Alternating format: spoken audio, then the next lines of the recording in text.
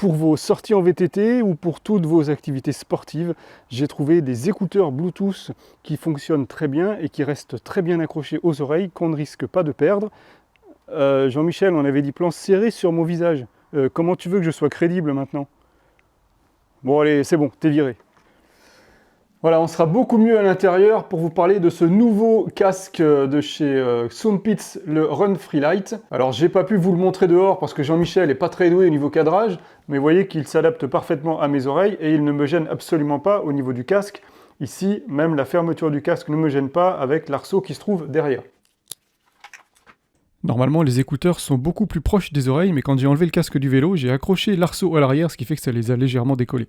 Et bien entendu, quand je m'en suis aperçu, j'avais déjà tourné toute la vidéo et je voulais pas la refaire entièrement.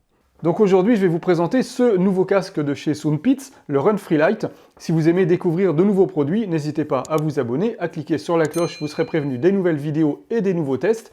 Et puis, si vous aimez ce genre de contenu, n'hésitez pas également à cliquer sur le pouce en l'air, et en plus, ça fait toujours plaisir. Ce casque Run Freelite sera vraiment adapté aux personnes qui font du sport, puisque sa conception lui permet vraiment d'être accroché aux oreilles et de ne pas tomber facilement. Alors la marque Soundpeats, si vous ne connaissez pas, j'ai déjà fait une vidéo sur des écouteurs Soundpeats que voici, je vous mets la vidéo ici dans le coin. Et donc Soundpeats, quand ils ont visionné ma vidéo de ce produit que j'avais acheté, eh bien ils m'ont gentiment envoyé ce casque pour le tester et vous le présenter.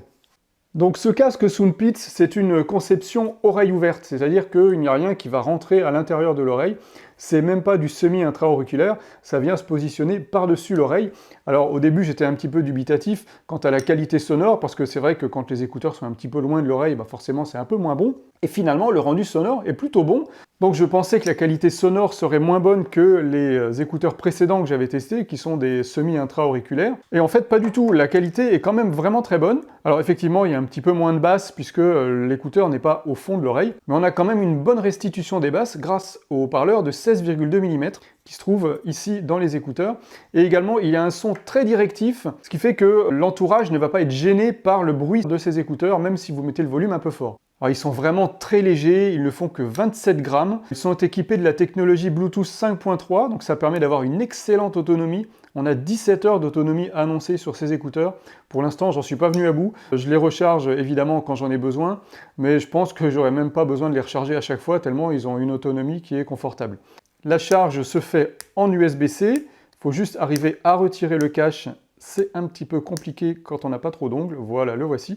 Donc charge en USB-C, il faut compter environ 1h30 pour une charge complète. Il y a évidemment un câble qui est fourni pour recharger le casque. Vous avez sur le côté ici 3 petits boutons, c'est pas des boutons tactiles, c'est des boutons physiques, donc ça clique un petit peu quand vous appuyez dessus. Vous avez la description des boutons qui est indiquée dans la notice qui est fournie. On peut augmenter le volume, baisser le volume, changer de piste. On peut également prendre un appel, raccrocher un appel. On peut passer en mode jeu, puisqu'il y a un mode jeu qui permet d'avoir une latence très réduite de 65 millisecondes. Pour ce qui est du mode jeu, je trouve qu'il reste encore une certaine latence qui peut être dérangeante dans certains jeux. Donc je conseille de manière générale pas des écouteurs Bluetooth pour faire du jeu, il vaut mieux dans ce cas-là des écouteurs filaires. Mais par contre, il n'y a vraiment aucune latence perceptible quand vous êtes en visionnage de vidéo, que ce soit en mode jeu ou pas en mode jeu d'ailleurs, il y a vraiment très peu de latence, tout comme ça l'était sur les autres, les intra-auriculaires. Et ça, c'est ce que j'apprécie énormément, je supporte pas, quand je regarde une vidéo, d'avoir une latence entre le son et l'image. Et là, vraiment, on n'a pas ça du tout.